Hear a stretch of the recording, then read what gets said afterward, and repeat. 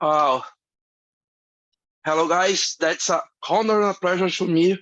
I'm Augusto Hunter. Sorry, I'm Augusto Hunter. I'm talking for Headbangers Brazil, and that's a honor and a pleasure to be talking to one of the biggest legends from the metal world or from the rock world nowadays, Mr. Devin Townsend. Mr. Devin, be welcome. Thank you. Thank you. Thank you, my friend. It's an honor to be here. Oh, honor is mine. Honor is mine, man. Let's start talking about your upcoming record, Empathy, Live in America. That's such a nice piece of recording of live session that you had in US on the tour. Can you tell us how it was to record it? Well, the Devolution series of recordings is sort of like they're small releases. They're little tiny like oddities that I have recorded over the years that we released just between the real records, if that makes any sense. So up to this point for the Devolution series, we've done Live at Leeds acoustic, Galactic Quarantine, Yes. which is what I did during the pandemic, and now Yes. the Empath Live in America. And each one of them is supposed to be like a unique and odd little record. And the way that this one is unique and odd is that the band that recorded Live in America were made up of people that didn't know the songs, Whoa. weren't heavy metal musicians, and the audience, there was no set list. So every night the audience would yell out songs like, we want to hear Why, we want to hear Kingdom, we want to hear Deadhead, whatever. And a lot of times I would have to teach the band how to play it while we were on stage. And so, yeah, if you hear the Live in America, it sounds like it's not the tightest thing. It's not the most polished thing, but there is no click tracks. There's no backing tracks. It's just a bunch of people trying to play the music. And it was a really great experience. So that tour is the one that got cut short by the pandemic. So I just decided that when they asked me if I wanted to release it, I thought it would be a cool little side project to put out. And that's what it is.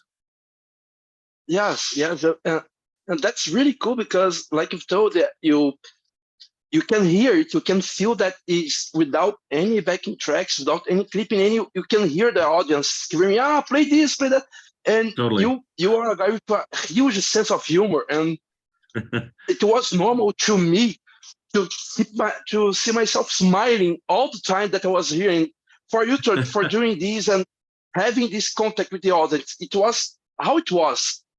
Because for me, it's something new, and for you, it was fun, is what it was. I mean, there's moments where it wasn't perfect, but I think it's good for me as a musician too, because I'm so like, I want things to be perfect, like all the time. I want the music to be perfect. I want the art to be I want it to be perfect.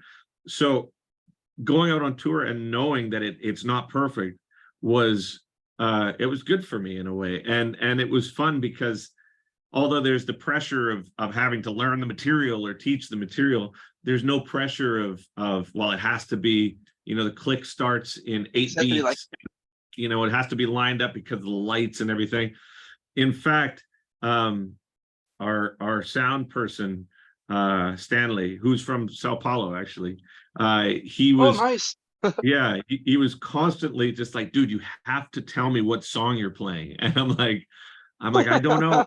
Like, and so if he had something in his mixing desk that was set up for a certain song, like Kingdom or Deadhead or Evermore or what have you, and people yelled out a song, I was like, oh, okay, we'll try that one.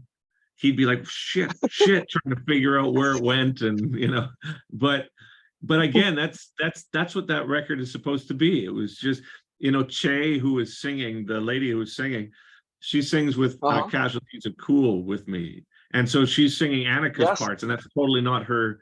That's not what she does, right? And Morgan, as the drummer, he does jazz and he does improv, and all of a sudden I'm like, play heavy metal, and he's like, okay. So he's, but I really enjoyed it, and it felt like, because it happened during the pandemic and because the tour got cut short because we had to leave the tour for the pandemic, like we went home. Yes.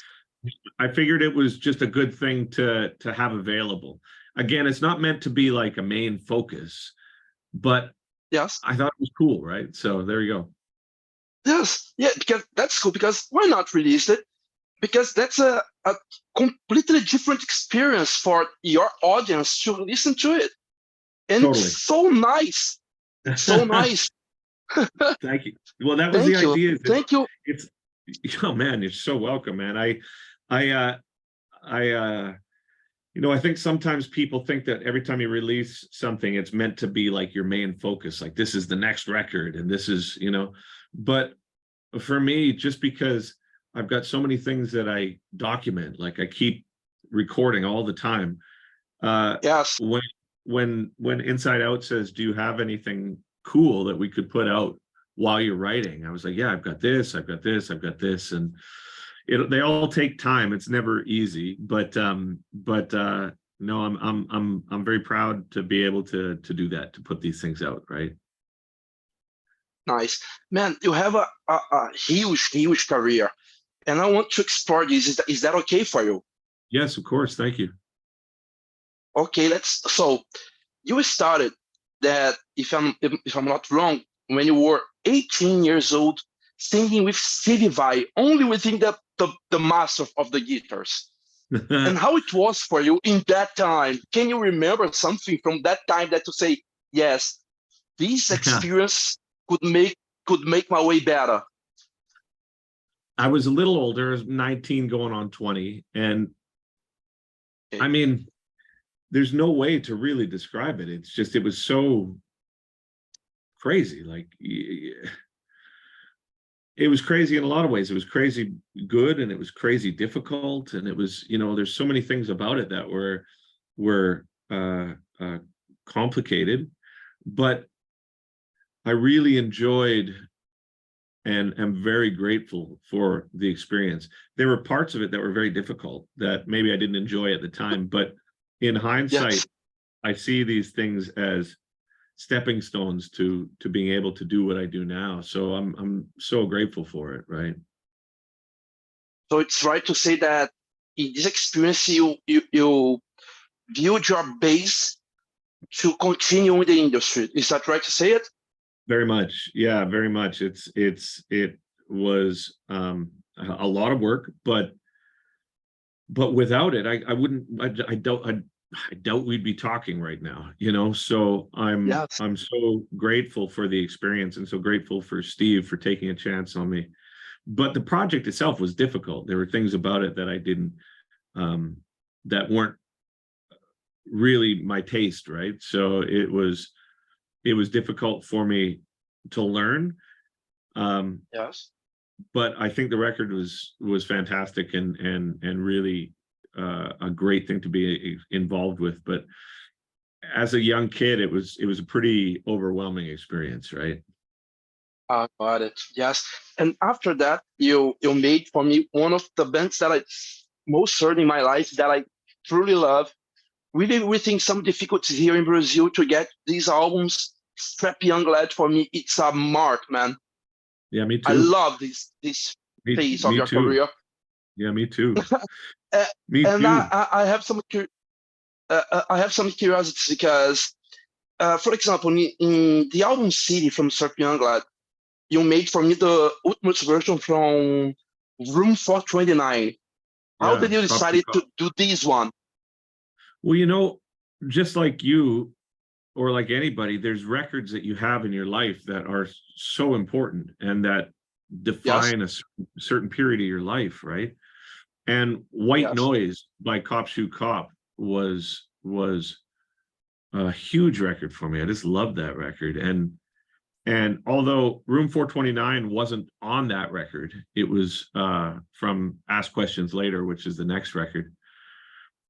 I was so enamored by the singer's lyrics. I thought he just had a great way of being poetic and destructive at the same time. And so Yes.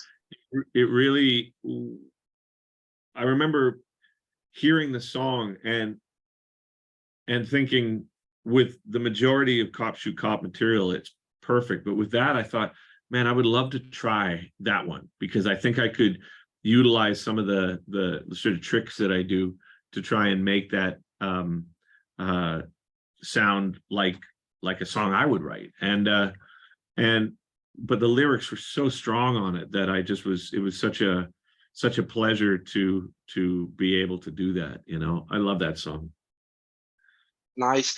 I don't know if you have already seen it, but there is a YouTube video that use your version for Room 429, like a soundtrack to Silent Hill movie. Have you ever seen it?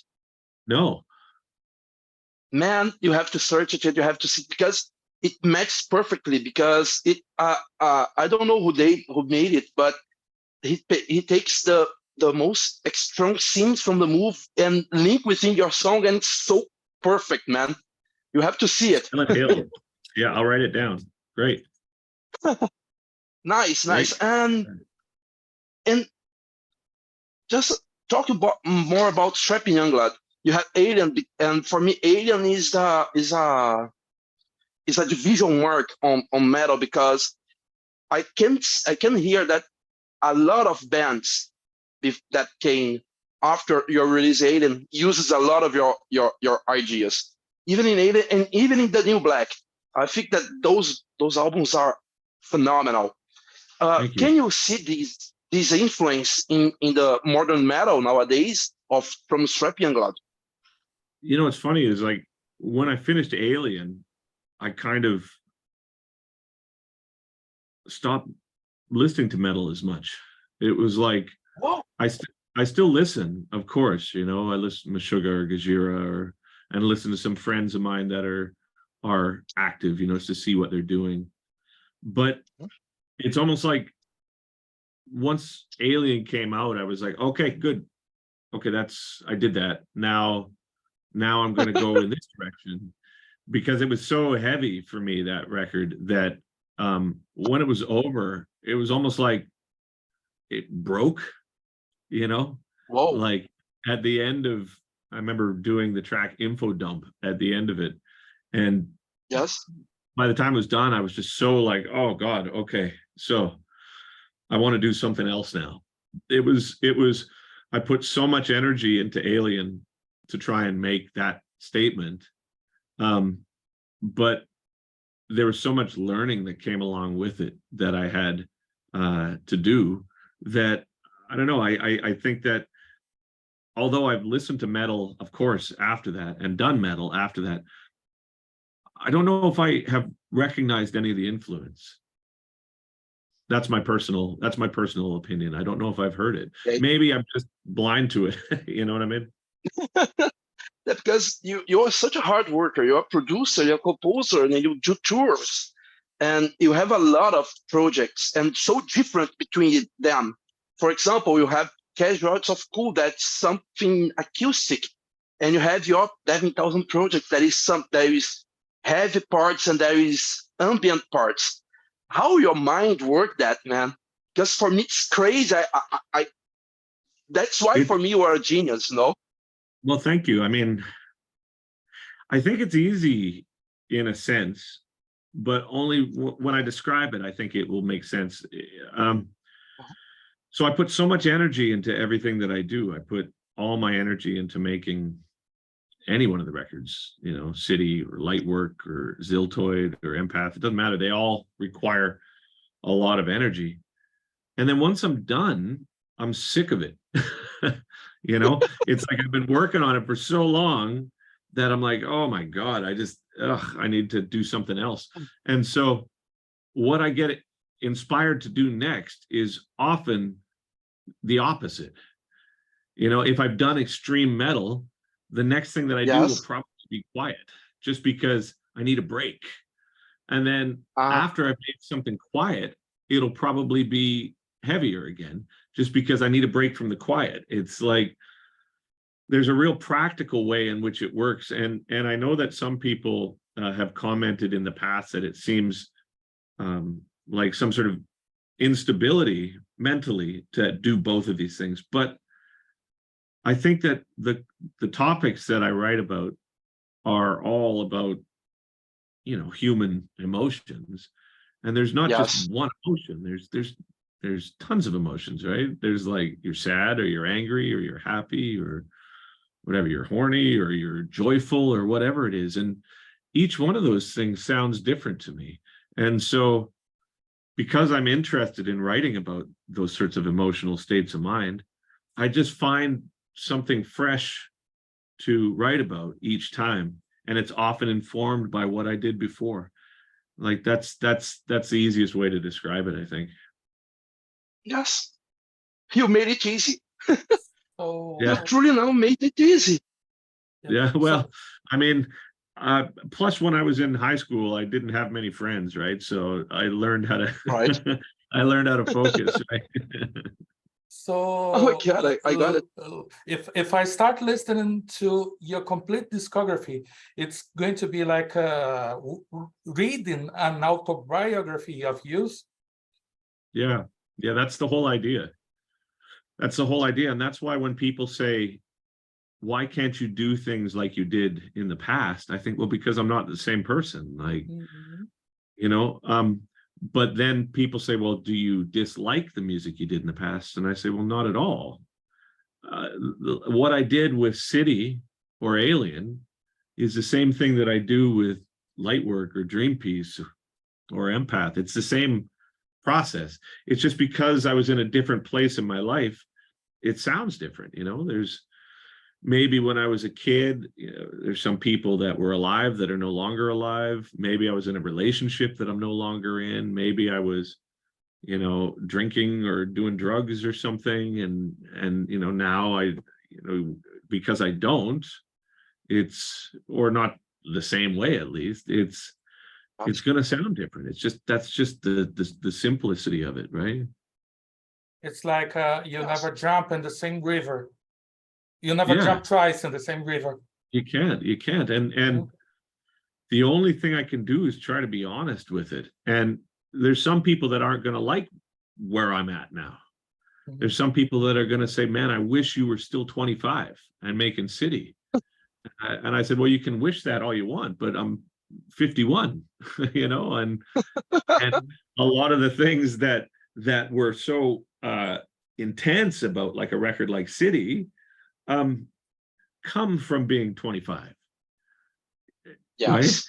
Right? All this energy and all these huge feeling of express yourself that it's still working on your body. It's not the same way that you are now that you are 51.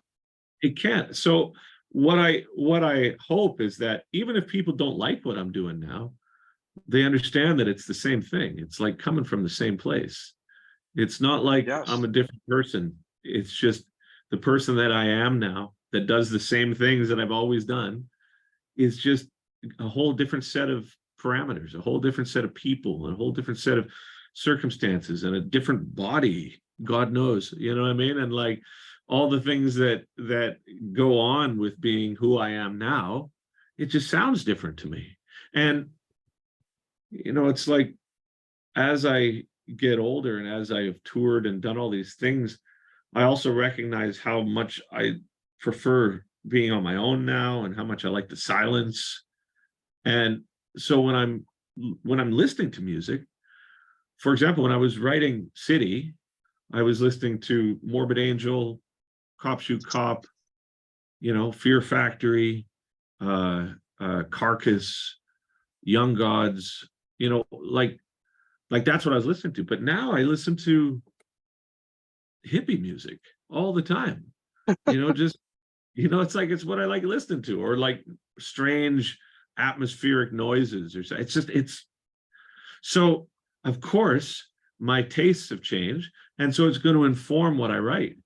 And again, my only thing that I really try to make sure that I do is be honest with what I write.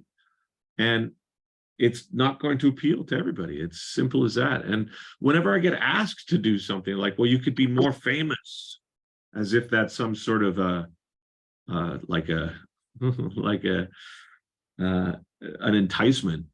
They said, you can be more famous if you do this. And I'm like, okay, well then fuck that. You know what I mean? Like, I don't want to be famous. I just want to do my thing. Right.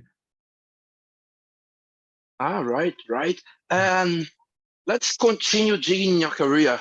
I always see that Ziltoid, it was a lot of fun for you. How the Yeah. idea came off Ziltoid and this persona that he's so fun, man. I have your DVD from the Ziltoid concert, and I love Oh, to that's see it awesome. because I can see that you are having a lot of fun in that stage, man. Totally, man. I mean, it started because my wife got pregnant and I thought, oh, it's an alien. You know, like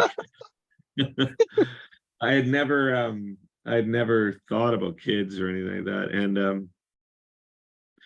And then I started to, because during the whole, between basically 1996 and 2006, so 10 years, I drank a lot and I smoked a lot of dope and just like, and I was lost in some ways, not in every way, but just, I think I was trying to avoid myself. So I was just trying to hide and just become numb. And then when I had to become a father, all those things had to go away. And then all of a sudden you're stuck with this like work. You're like, oh shit, who am I now? Like, what happened? Like, and so I used the Ziltoid idea as a way for me to look at myself from a distance and say, okay, that's you. You're that, that weird character. And then by doing that, I could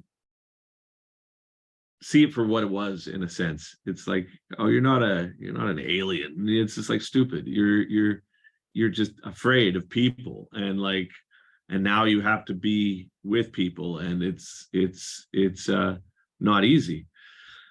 But to be able to sort of look at yourself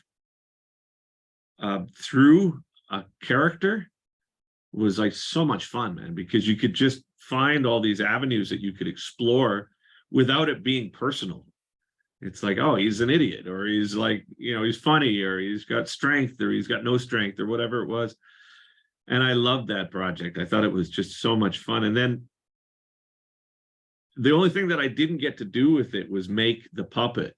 So when it came time to do the second Ziltoid record, I actually wasn't in the mood to write music for Ziltoid. I just wanted to make the puppet. So I used the second Ziltoid album as a way to make the puppet show. So if you look on YouTube, you've got this thing called Ziltoid Television, ZTV, and it's like really awesome. ZTV. You spent shitloads of money on it. And that's why I made the second record, just because I wanted to finish the idea. The idea was just, but then once it was done, people say now, they're like, oh, when's the next Ziltoid come out? And I'm like, I think it might be done. I don't know. I mean, and until such time that it seems like now I have to do this, then I just won't. It's like, there's no master plan to it. I do what I feel inspired to do. And so my hope is that when people hear something that I do, they know that it's coming from that. It's like, yeah, I really wanted to do that. I really wanted to do that, right? And so I do. So cool to listen to, because man, that's so nice. That's so nice to discover all these. Oh fuck, man. Sorry. That's okay, man. I appreciate it. Fuck, I'm nervous. Sorry about that. Oh, don't worry I'm about it, truly man. nervous. Don't worry about it, man. I'm kind of nervous too. I think Man, a lot of the process of becoming who you are as a musician requires trying different things out, and then realizing that some of them, so I'll go down a rabbit hole with an idea, Yes. And then I pursue it and I pursue it and I pursue it. And then all of a sudden I get to the end and I'm like, oh, that's not right, actually. And then I come back and then I say, well, maybe it's this way. And then I'll pursue it and I'll pursue it and I'll pursue it. And I'm like, oh, that's not right either. And then I'll come back. And sometimes that means bands, unfortunately. Sometimes that means styles. Sometimes that means hairstyles. I mean, who knows, right? Luckily, Everything. the decision got made for Every. hair because I went bald. Yes, yeah. Oh. So it's simple, right? Yeah, it was simple. Yeah. Do you still have 5 minutes or a little more? Yeah, we got 5 minutes. 5 minutes. 5 minutes.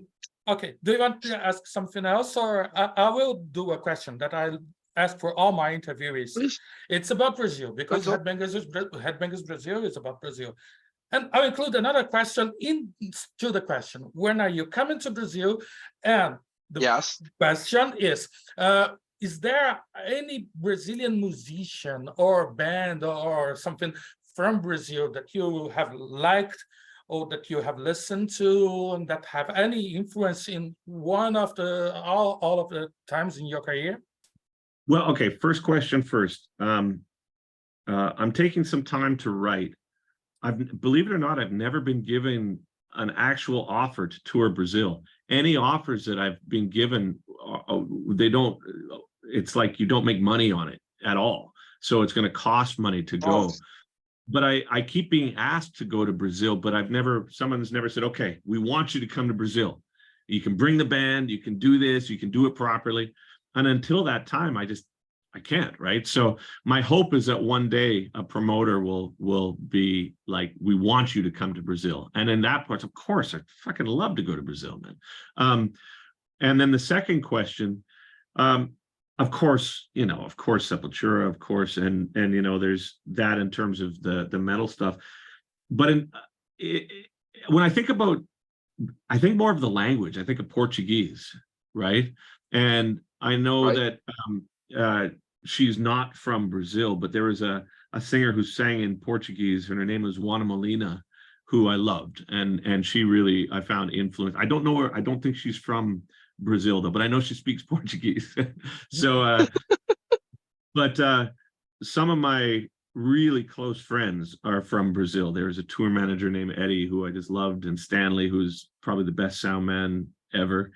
And I'm friends with the Sepultura guys, and they're wonderful people as well. But until such time that we get asked to go, like legitimately, I don't know enough about the culture. I can't wait. I mean, it's a bunch of human beings, just like everywhere else, right? But I think that my main thing would be like, I wonder what the food's like. Okay. I just know it's gonna be sold out. I don't know when it's gonna happen, but it's gonna be sold out. Man. I can't wait. I'll be there. I can't wait. I'll be there. I can't wait, man. But until such time that a promoter is willing to take the chance, I can't go yet, right? So my fingers are crossed. Arthur.